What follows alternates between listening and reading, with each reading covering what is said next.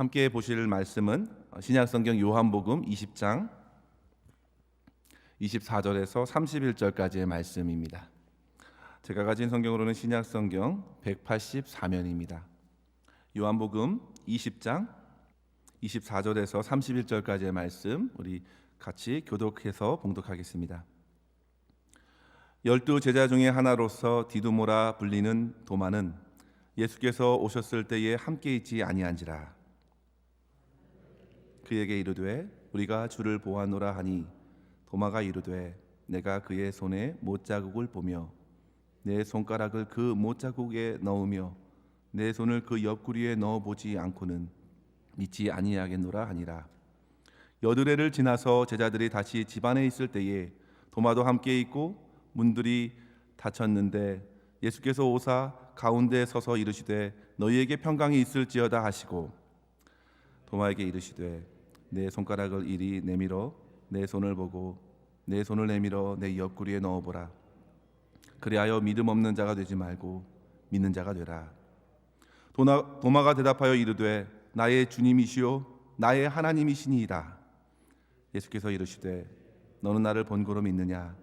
보지 못하고 믿는 자들은 복되도다 하시니라. 예수께서 제자들 앞에서 이 책에 기록되지 아니한 다른 표적도 많이 행하셨으나 같이 읽습니다.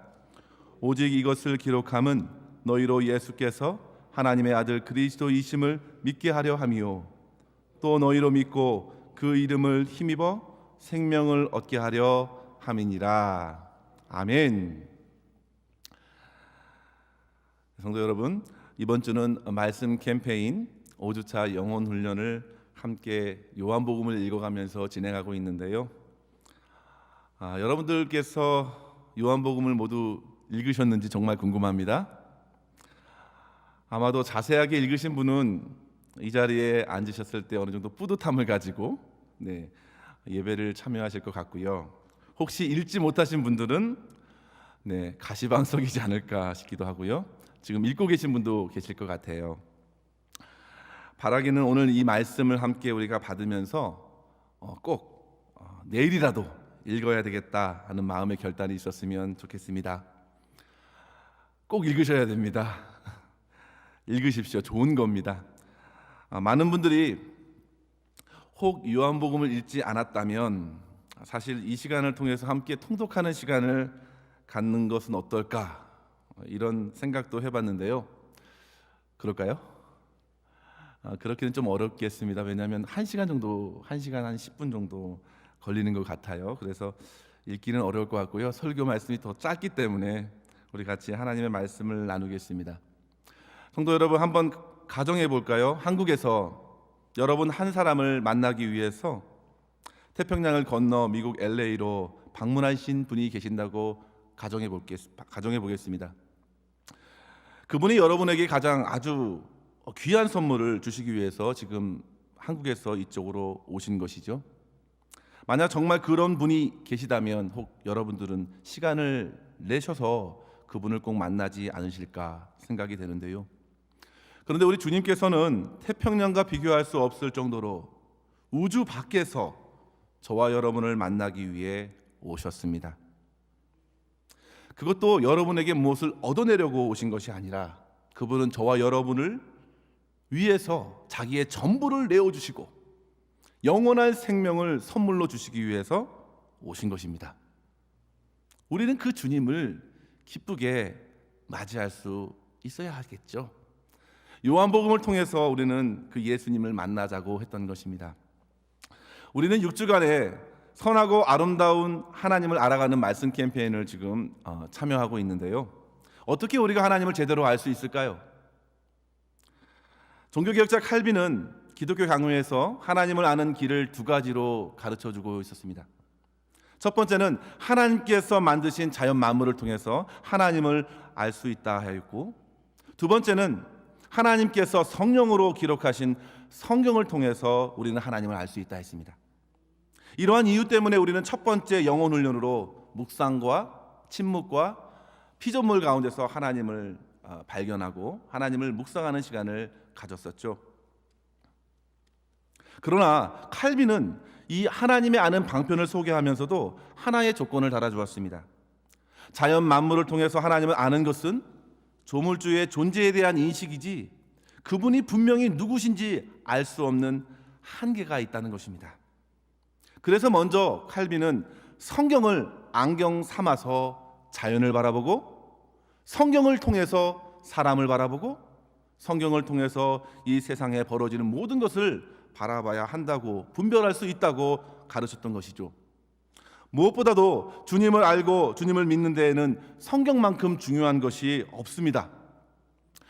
예로부터 성경을 우리는 베스트셀러다 이렇게 말하는데요, 지금도 그런지 모르겠어요. 가장 잘 팔리는 책인지 모르겠습니다. 그렇게 성경을 사고 우리는 다 성경을 한두 권씩, 아니 버전대로 보면 정말 10권 이상도 가지고 계신 분이 계실 텐데요, 그 성경을 사고 가진 수만큼 우리는 과연 성경을 읽고 있는가? 자세한 통계를 확인하기를 모르겠지만 저는 조금 비관적입니다. 정말 많은 사람들이 그 성경을 구입하고 성경을 가지고 있는 대로 성경을 읽고 진심으로 그것을 받아들인다면 과연 세상이 이토록 타락했을까? 정말 많은 사람들이 성경을 본다면 이 정도까지 망가지진 않을 텐데 라는 생각이 들어요. 요즘 한국에서 만들어진 드라마가 넷플릭스를 통해서 정말 세계적으로 흥행을 치지 않았습니까? 저도 그 5자로 시작되는 드라마를 보았습니다. 무려 2번이나 보았는데요, 좀 부끄럽더라고요. 이 드라마를 보는 시간이 많은데 정말 그것만큼 하나님의 말씀 앞에 겸손히 제 영혼을 돌아보면서 주님과 만남을 깊이 있게 가진 적이 언제인가. 성경을 붙들고 그 안에서 오히려 그 주님을, 살아계신 주님을 우주 밖에서 우주 안으로 들어오셔서 이 역사의 한복판에 오셔서 우리를 만나시고자 하는 그 주님을 만난다면 더 드라마틱하거든요. 사실은 더 놀라운 사실이거든요. 그러한 생각을 하게 됩니다. 사도 바울도 디모데후서 3장 15절에 우리에게 권합니다. 성경은 너로 하여금 그리스도 예수 안에 있는 믿음으로 말미암아 구원에 이르게 하는 지혜가 있게 하느니라. 성도 여러분, 구원과 생명에 이르게 하기 위한 하나님의 말씀, 그 말씀을 읽으실 수 있기를 주의 이름으로 간절히 축원합니다. 성경은 창세기부터 요한계시록까지 무려 66권으로 이루어졌습니다. 우리가 잘 알고 있습니다. 구약은 39, 신약은 27, 모두 66권. 기본적인 내용을 잘 알고 있어요. 성경은 1600년 동안 약 40여 명의 저자들이 성령의 감동으로 기록한 하나님의 말씀. 비록 40여 명의 저자들, 각자 다른 저자들이 기록하였지만 성경은 하나의 주제를 담아내고 있는 하나님의 말씀. 성경은 성령 하나님께서 지으신 책이라고 우리는 알고 있습니다. 그 성경의 내용을 한번 생각해 보자고 하는 것입니다. 창세기부터 시작해서 한번 여러분들 생각해 보십시오.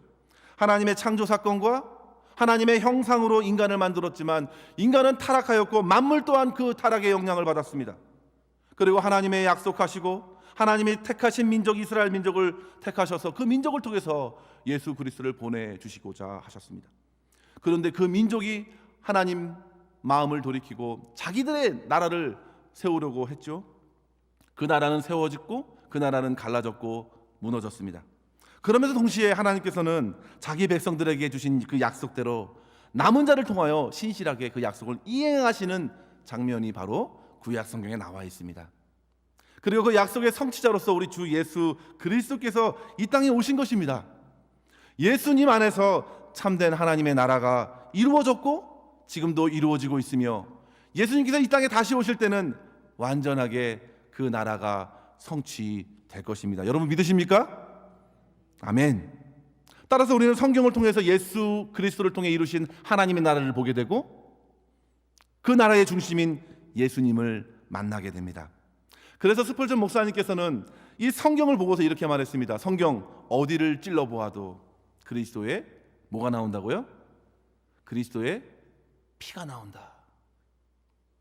피가 나온다는 것은 곧 구원의 역사를 예수 그리스도께서 이루신다는 사실을 강조하신 것입니다. 그래서 목회자들에게 권하는 것입니다. 어느 성경을, 어느 본문을 우리가 강해를 하더라도 그리스도의 보혈의 능력을 증거하여야 하고 예수 그리스도의 십자가를 나타낼 수 있어야 한다 말했던 것이죠.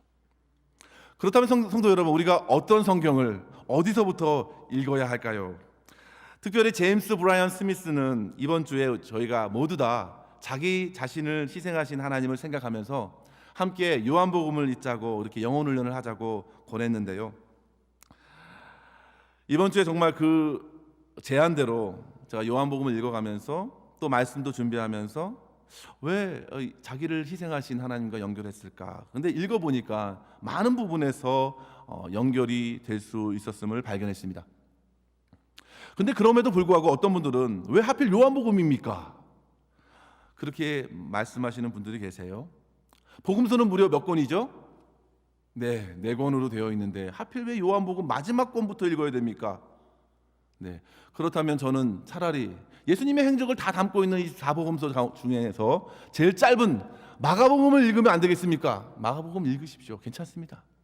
어떤 분은 그래도 뭐니 해도 앞에서부터 읽어야죠. 마태복음 28장까지 있어요. 더 깁니다. 그런데 이렇게 어떤 성경을 읽을까, 이것이 중요한 것이 아니라 그 성경에서 담아내고 있는 지혜가 있기 때문에, 강조점이 있기 때문에 이 저자는, 제임스 브라이언 스미스는 요한복음을 같이 읽자고 한 것 같습니다. 예수님께서 가장 높으신 곳에서 가장 낮고 낮은 곳으로 자기를 희생하여 오셨음을 강조하는 이 요한복음을 읽자고 권한 것이죠. 저는 먼저 그 요한복음을 읽자고 권했던 제임스 브라이언 스미스의 의견을 한번 생각해보고 오늘 말씀을, 우리가 읽은 말씀을 함께 이어가도록 하겠습니다.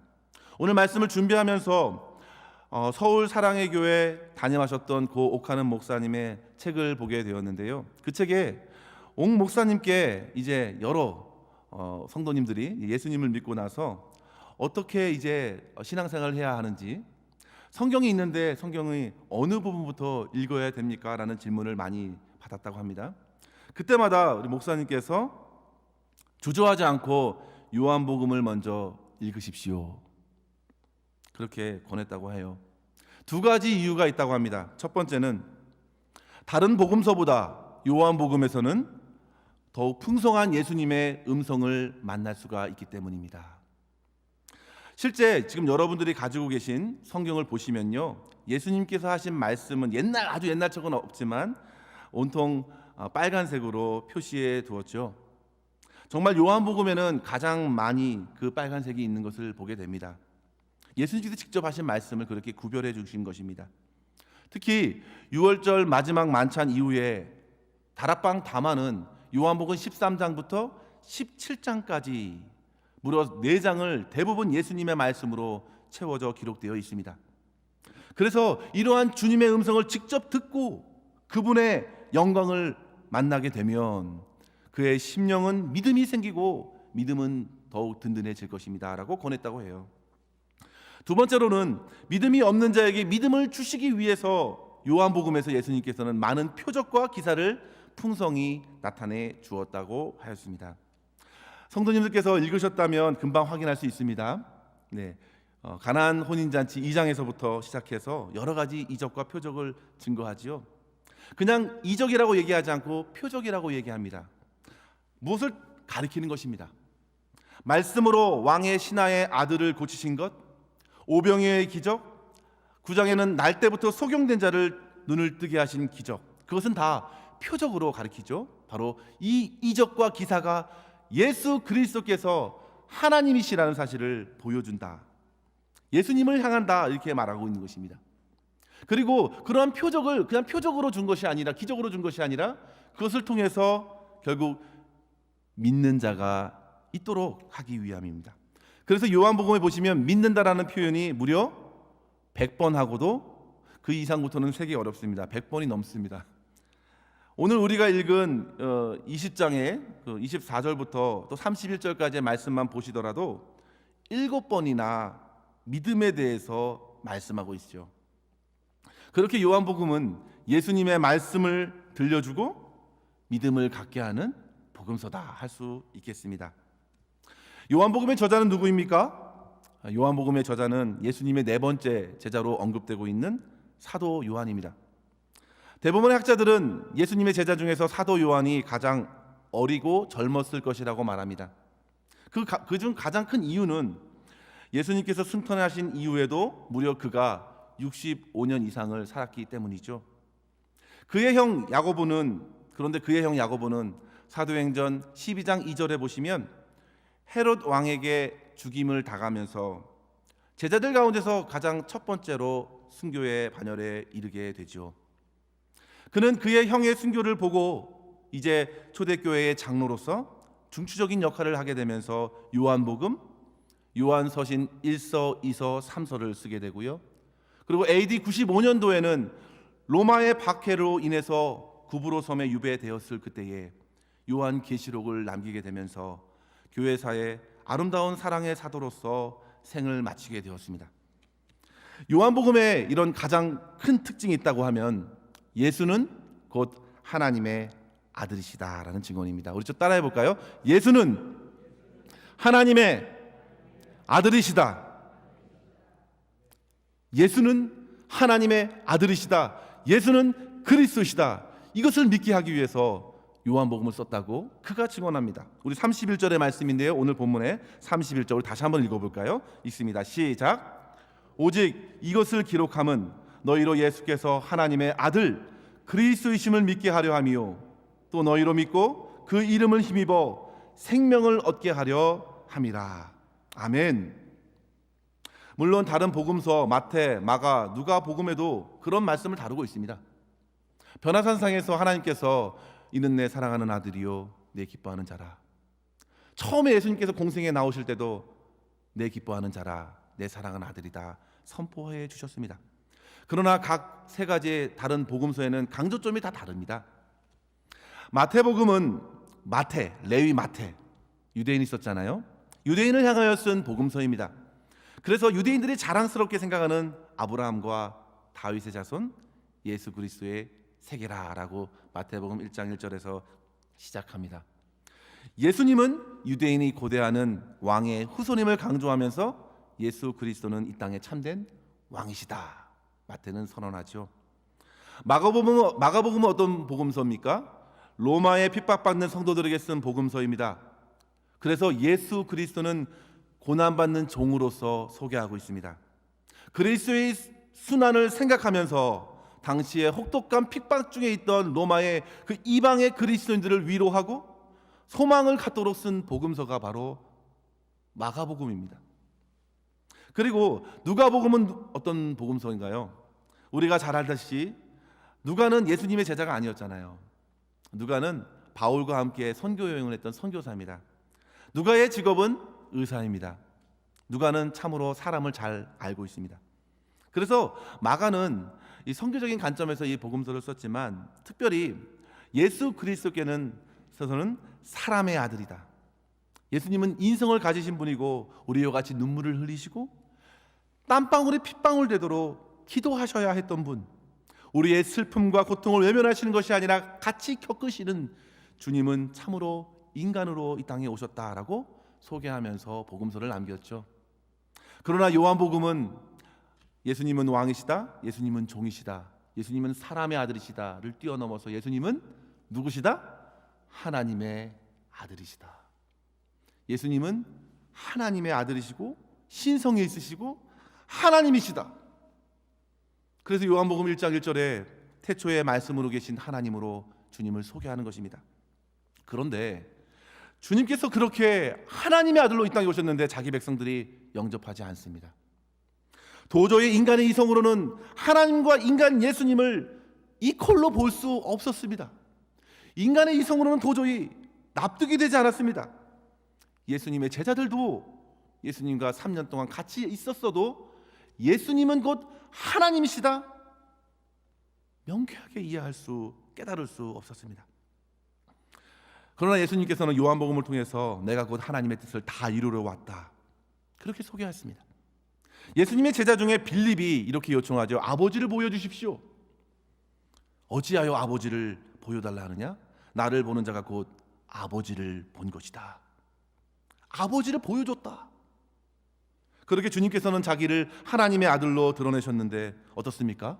주변의 많은 유대인들 또 바리새인들은 오히려 예수님을 귀신 들린 자라고 신성모독했습니다. 오히려 미친 사람이라고 몰아세웠습니다. 자기들은 모세의 편이고 아브라함의 편이고 자기들은 하나님의 편이라고 예수님을 십자가로 몰아세웠습니다. 그러나 그럼에도 불구하고 성도 여러분, 믿음으로 고백하는 이들이 속속히 드러났죠. 세례 요한이 요한복음 1장 34절에 이렇게 고백합니다. 내가 보고 그가 하나님의 아들이심을 증언하였노라.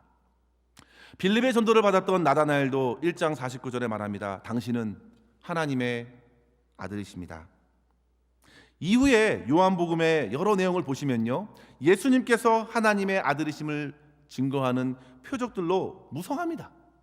하나님의 놀라운 하나님의 성품을 그대로 나타내 주시는 우리 말씀이 많습니다.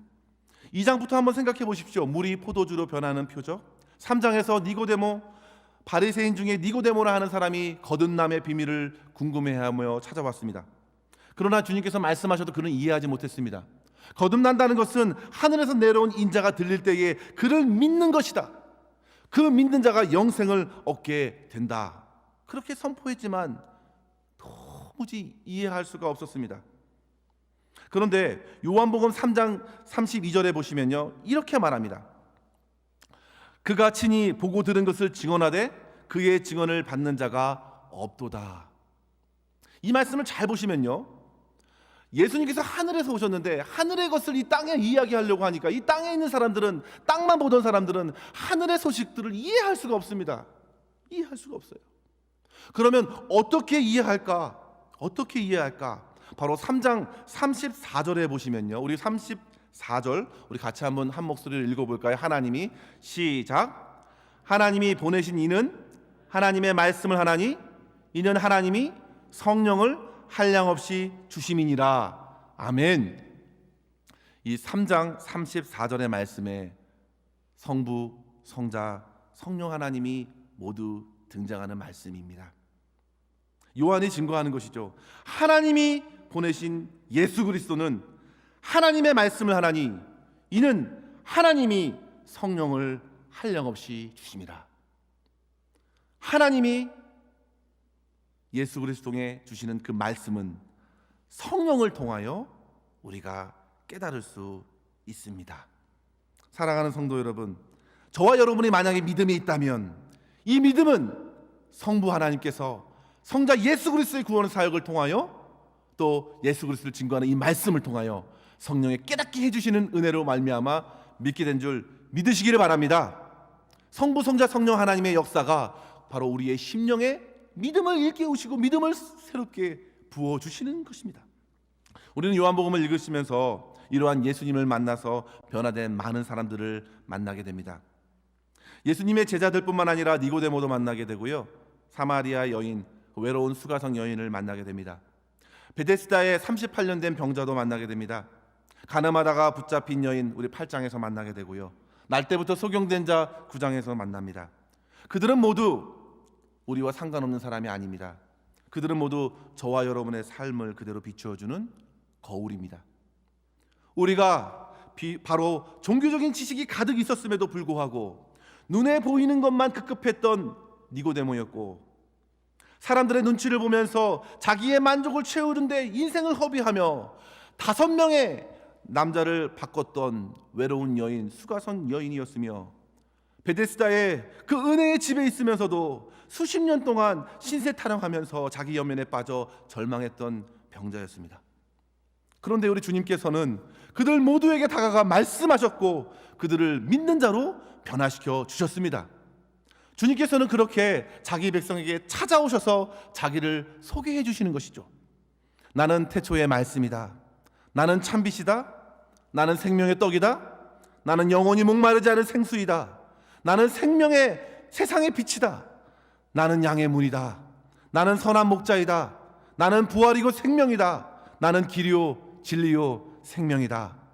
나는 참 포도나무다. 그렇게 자기 자신을 예수님의 사람들에게 나타내 주셨습니다. 성도 여러분, 여러분들께서는 어떤 주님이 가장 크게 여러분에게 다가오십니까? 우리는 그렇게 주님께서 자기를 증거하시고 말씀하시는 이 소개의 말씀을 읽는 데서 여전히 우리의 생각과 의지를 내려놓지 못하는 완악함과 의심을 갖고 있다는 사실을 인정하지 않을 수 없습니다. 얼마든지 우리도 주님의 증언을 들으면서도 당시의 제자들처럼 주님을 더디 믿는 어리석음에 머물 수 있다는 사실입니다. 오늘 본문을 한번 돌아가 볼까요? 도마는 예수님께서 안식 후 첫날에 부활하셔서 제자들에게 찾아오셨을 그때에, 주님이 부활하신 날 저녁에 제자들에게 찾아오실 그때에 자리에 없었습니다. 다른 제자들에게 그래서 그는 참으로 부끄러운 고백을 하게 되지요. 요한복음 20장 25절의 말씀인데요, 오늘 우리가 읽은 본문의 말씀인데요, 우리 한번 볼까요? 우리 25절 말씀 같이 한번 읽어보도록 하겠습니다. 읽겠습니다. 시작. 다른 제자들이 그에게 이르되 우리가 주를 보았노라 하니 도마가 이르되 내가 그의 손에 못자국을 보며 내 손가락을 그 못자국에 넣으며 내 손을 그 옆구리에 넣어보지 않고는 믿지 아니하겠노라. 아멘. 믿지 아니하겠노라. 성도 여러분, 도마는 어떤 사람 같습니까? 그는 참으로 즉흥적인 사람입니다. 그 제자들의 증언 앞에 그는 거침없이 이야기합니다. 요한복음을 보시면 앞서 두 번 도마의 말이 언급됩니다. 요한복음 11장과 14장에 나오는데요, 요한복음 11장에는 나사로가 이미 죽었다 예수님께서 말씀하시면서요, 자리에 일어나 이제 내가 거기 있지 않았던 것, 내가 그 자리에 있지 않았던 것을 너희를 위하여 기뻐하노니 이는 너희로 믿게 하려 함이다. 그러나 그에게로 가자. 예수님께서 이렇게 그를 깨우려고, 그를 무덤에서 나오게 하려고 가자 이렇게 말씀하시는데요, 그런데 도마가 마치 신이 나서 마치 어린이처럼 다른 제자들에게 이런 말을 합니다. 우리도 주와 함께 죽으러 가자. 말이 안 맞아요. 엉뚱합니다. 그를 깨우러 가는 건데, 그를 살리러 가는 건데 우리도 주와 함께 죽으러 가자. 그러면 살리겠지. 뭐 이런 호기심이 가득한 자기 느낌대로 말하는 사람이 바로 도마였습니다. 그러던 그가 요한복음 14장에서는 이렇게 말합니다. 예수님께서 이렇게 말씀하셨어요. 내가 거처를 예배하러 가겠다.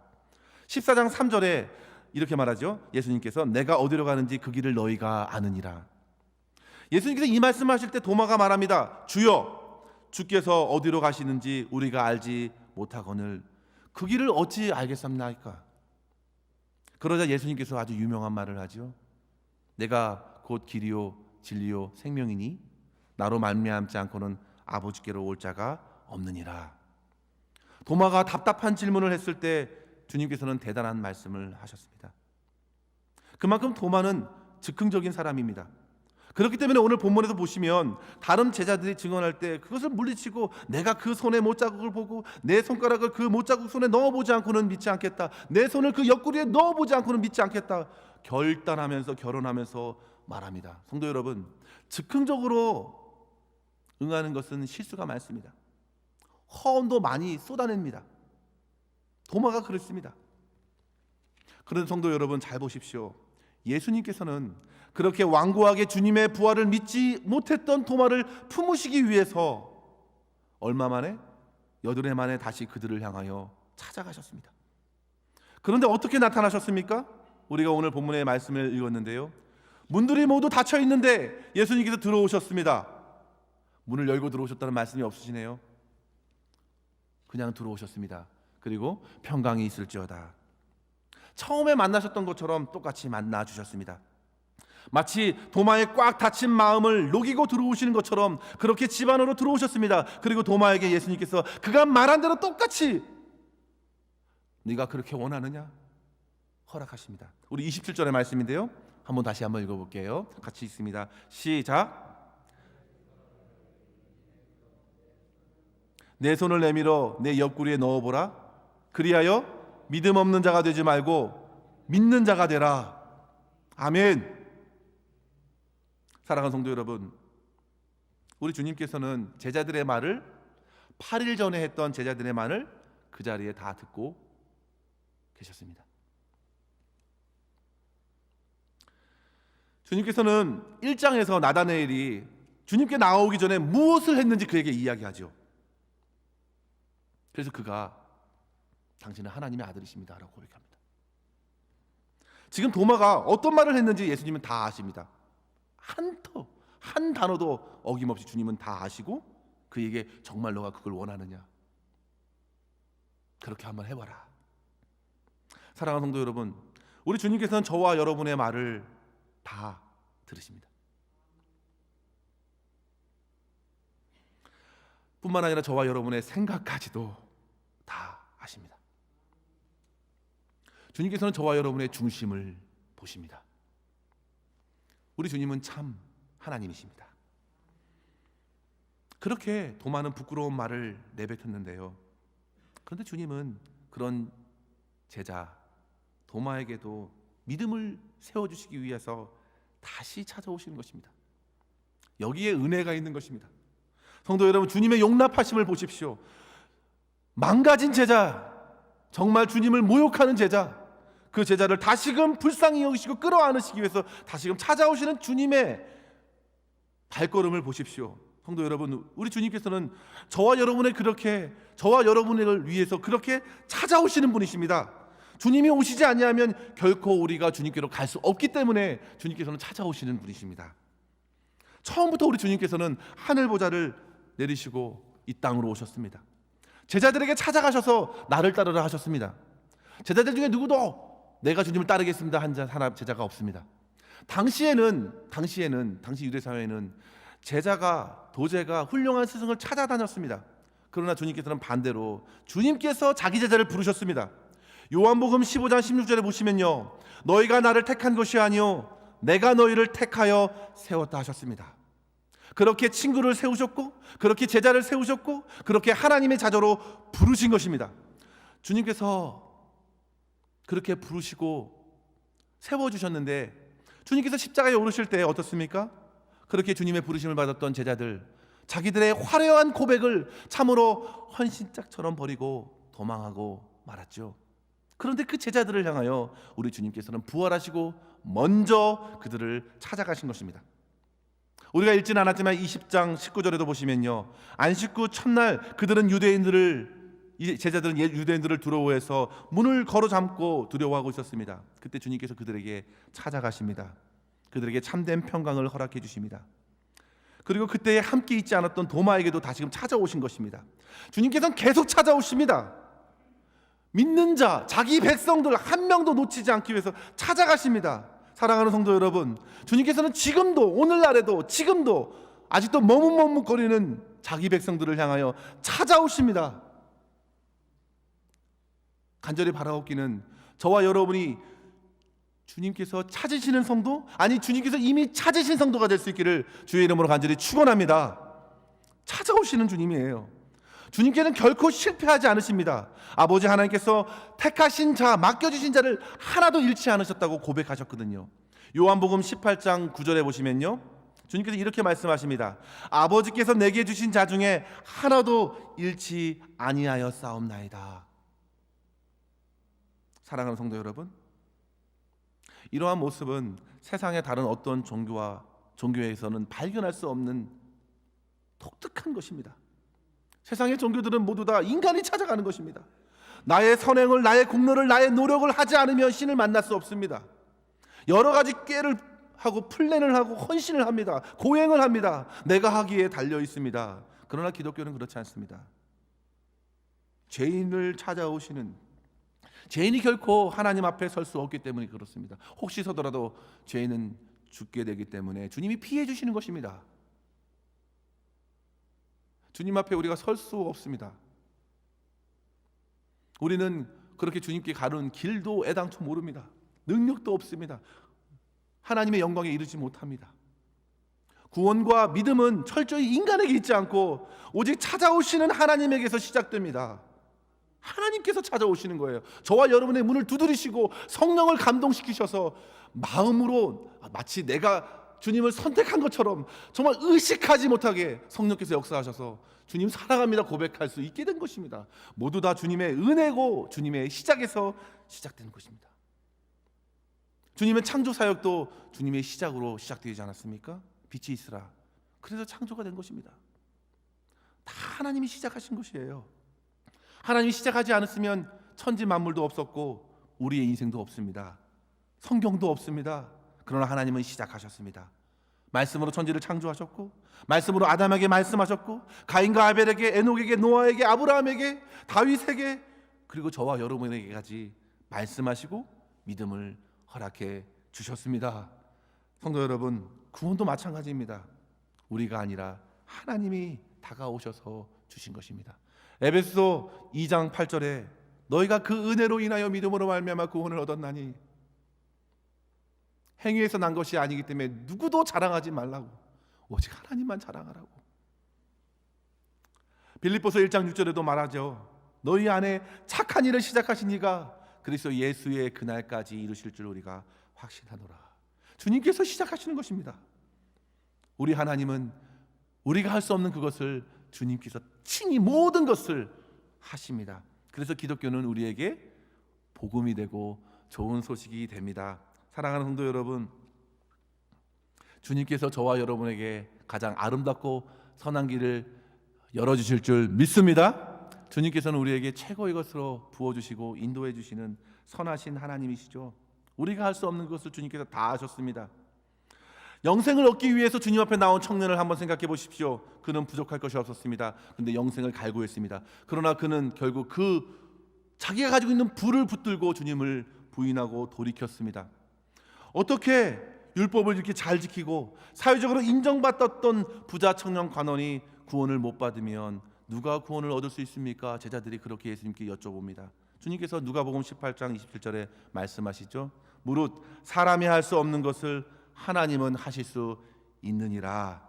사랑하는 성도 여러분, 저와 여러분의 믿음도 주님께서 허락하여 주실 줄 믿습니다. 믿음이 없다고 여러분 벌벌 떨지 마십시오. 걱정하지 마십시오. 하나님께서 우리에게 믿음을 주시고 믿음을 키워주시고 자라게 하시고 열매 맺게 하여 주십니다. 그렇게 도마에게 지금 찾아오신 것입니다. 말씀하신 주님 앞에 도마가 어떻게 고백합니까? 28절에 보시면요, 이렇게 말합니다. 도마가 대답하여 이르되 나의 주님이시요 나의 하나님이십니다. 나의 주님이시요 나의 하나님이십니다. 그가 예수님의 손바닥에 있는 못자국에 손을 넣었을까요? 옆구리에 손을 넣었을까요? 아마 그러지 못했을 겁니다. 감히 그렇게 말할 수 없을 것입니다. 왜냐하면 그가 했던 모든 말을 주님께서 기억하시고 그렇게 해보라고 하셨기 때문이죠. 주님께서는 나를 위해 믿는 자가 되라고 말씀하시는 그 주님의 은혜에 힘입어서 그는 나의 주, 나의 하나님, 그렇게 고백할 수 없었습니다. 나의 주, 나의 하나님, 나의 주, 나의 하나님. 이 찬양을 부르고 싶은데 다음에 부르겠습니다. 나의 주, 나의 하나님. 사랑하는 성도 여러분, 저와 여러분에게도 동일하게 주님께서 말씀하십니다. 믿음이 없는 자가 되지 말고 믿는 자가 되라. 우리 한번 따라해 볼까요? 믿음이 없는 자가 되지 말고 믿는 자가 되라. 믿는 자가 되라. 이러한 믿음은 어떻게 우리에게 주어질까요? 믿음으로 어떻게 주어질까요? 이 믿음이 모든 것이 은혜로 주어지는데요. 그러나 결코 하나님께서 뜬금없이 그냥 부어주시는 분은 아니십니다. 그래서 우리는 시간을 내어서 영혼 훈련을 하는 것인데요. 달라스 윌라드는 영성 훈련, 영혼 훈련에 대해서 분명한 한계를 알려주면서 동시에 꼭 영성 훈련이 필요하다 이렇게 강조했는데요. 그가 이렇게 말합니다. 영성 훈련 자체가 삶의 변화를 일으키지는 않는다. 하지만 영혼이 변화될 수 있는 환경을 조성해 준다. 자, 영성 훈련 자체가 삶의 변화를 일으켜주는 보장은 아니에요. 그러나 영혼이 변화될 수 있는 최적의 환경을 조성해 준다 했습니다. 성도 여러분, 어떤 환경을 여러분들의 삶을 만들어 가시겠습니까? 우리는 최대한의 몫으로 우리의 삶의 환경을 은혜 받는 자리로 가야 합니다. 이 시간 우리는 다른 것을 할 수 있습니다. 그러나 우리의 마음을 모아서 주님 앞에 나와 주님의 말씀을 듣고 주님께 예배하는 것을 선택하였습니다. 하나님이 나의 영혼을 변화시킬 수 있는 환경을 만든 것입니다.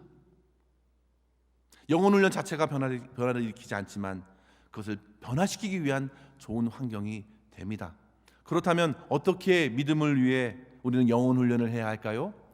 짧게 세 가지로 여러분께 권면합니다. 첫 번째로 성도 여러분, 하나님의 말씀을 읽고 말씀이 증거하시고 계시는 하나님을 만나십시오. 말씀을 읽고 하나님 예수 그리스도를 만나십시오. 요한복음의 기록 목적은 31절에 있었습니다. 예수가 그리스도시고 예수가 하나님의 아들임을 믿는 것입니다. 로마서 10장 17절에 분명히 말합니다. 그러므로 믿음은 들음에서 나고 들음은 그리스도의 말씀으로 말미암았느니라. 말씀을 들어야 합니다. 말씀을 들어야 합니다. 말씀을 읽어야 합니다. 말씀을 기억해야 합니다. 예수님께서 씨 뿌리는 비유 말씀하셨는데요. 마태복음 13장에 있는데요. 누가복음에도 있고요. 길가이든 돌밭이든 가시밭이든 좋은 밭이든 중요한 것은 공통적으로 그 모든 밭에 주님의 말씀이 씨앗으로 심겨졌다는 것입니다. 그런데 그 마음 밭 상태는 우리가 알 수 없습니다. 우리가 알 수 없어요. 저도 모릅니다. 단지 알 수 있는 것은 그 마음 밭이 좋았던 것을 알 수 있는 것은 어떻게 알아요? 열매로 알 수 있습니다. 제가 저와 여러분 지금 말씀을 전하고 있어도 이 말씀이 저와 여러분에게 하는 말씀이잖아요. 이렇게 말씀을 전하고 있어도 저의 마음은 압니다. 그런데 저는 여러분들의 지금 각자의 마음을 읽을 수 있는 재능과 재간이 없습니다. 저는 여러분의 마음을 모릅니다. 그런 능력이 없습니다. 그러나 분명한 것은 최소한 여러분들의 자기의 마음은 여러분들이 알고 있습니다. 그 말씀을 순간의 기쁨으로만 받는가, 아니면 그냥 대충 받고 그 이야기가 그 이야기지 그렇게 받는가, 여러분 자신과 또 하나님이 아십니다. 하나님이 아세요.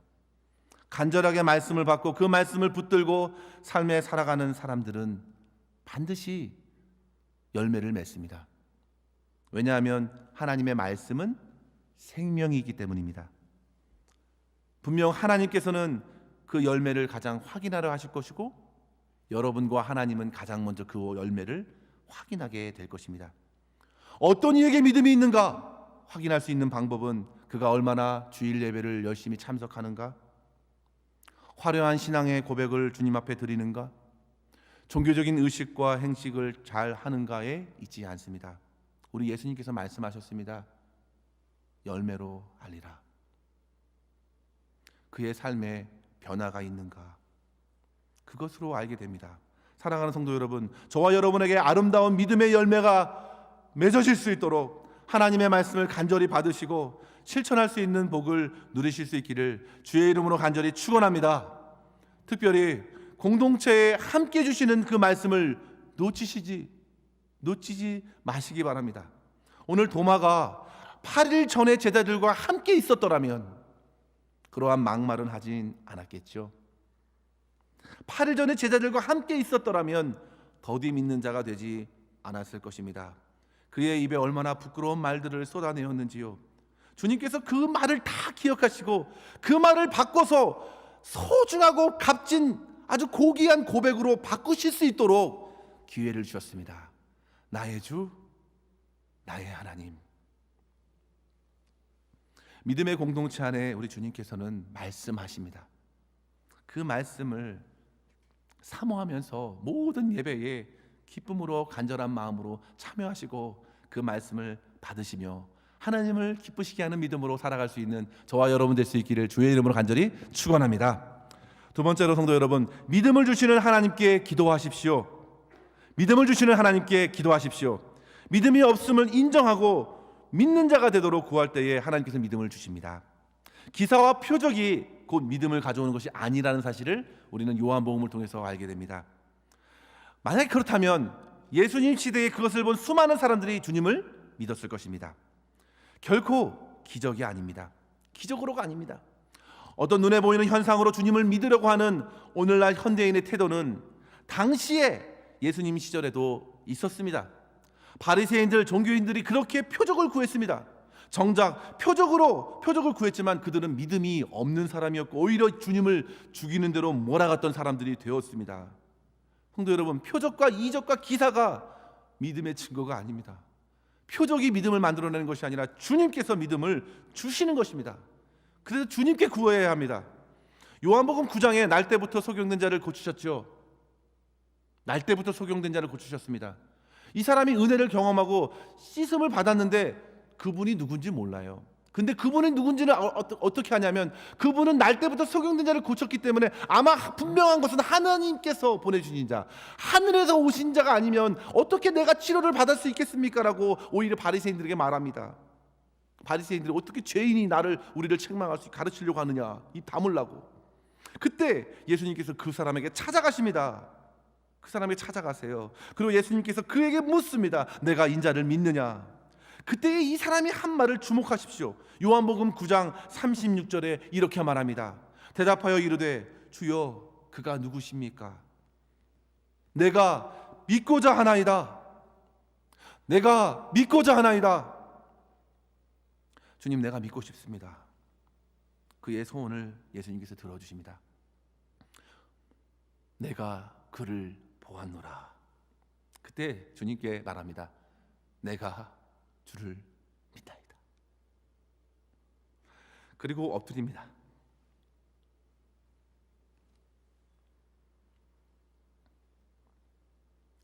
그렇게 다시금 찾아왔습니다. 첫 번째 주님이 찾아온 것은 기적을 주시기 위해서입니다. 두 번째 찾아오신 것은 그를 하나님의 백성으로 만드시기 위해서입니다.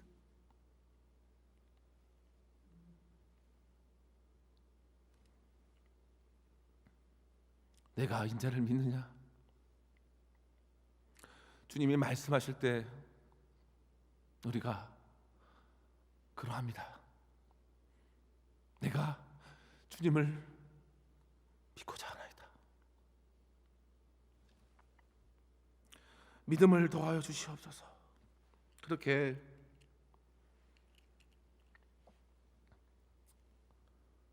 간구하는 것입니다. 세상의 지륵 같은 어둠이 내 삶에 밀려올 때 두려워하지 마시고 주님, 내가 믿고자 합니다. 주님, 믿음을 더하여 주십시오. 어떤 눈을 사로잡는 놀라운 이적이 아니면 안 될 것처럼 안절부절하지 말고 잠잠히 역사의 한복판에 오셔서 골고다 십자가에 오르시고 못 박히신 주님을 바라보면서 마음을 향하여 마음을 열어놓으시고 주님, 제가 믿고자 합니다. 그 주님의 사랑으로 내 마음을 채워달라고 기도하는 것입니다. 도마는 예수님을 본고로 믿었던 제자입니다. 그러나 주님께서는 분명 보지 않고 믿는 자가 복이 있다고 말씀하셨습니다. 그들이 복된 자입니다. 사실 믿음은 보는 것을 믿는 것이 아닙니다, 성도 여러분. 믿음은 보지 않는 것을 보는 것처럼 믿는 것이 진짜 믿음입니다. 성도 여러분, 여러분은 주님을 믿으십니까? 여러분은 복된 자입니다. 정말 복된 자입니다. 주님께서 믿음을 주시는 수단은 십자가의 사랑입니다.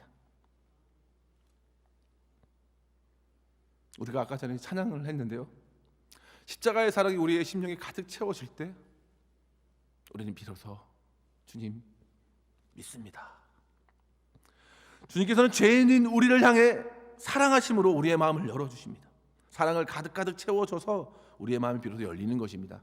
사도 바울을 보십시오. 그는 그런 은혜와는 달리 주님을 믿는 자들을 잡으려고 하는 원수였습니다. 그런데 그때 주님께서 그를 막으시고 만나주셨습니다. 원수였던 그를 도리어 이방의 사도로 바꿔주셨습니다. 그리스도의 사랑이 그렇게 사람을 변화시키는 것입니다.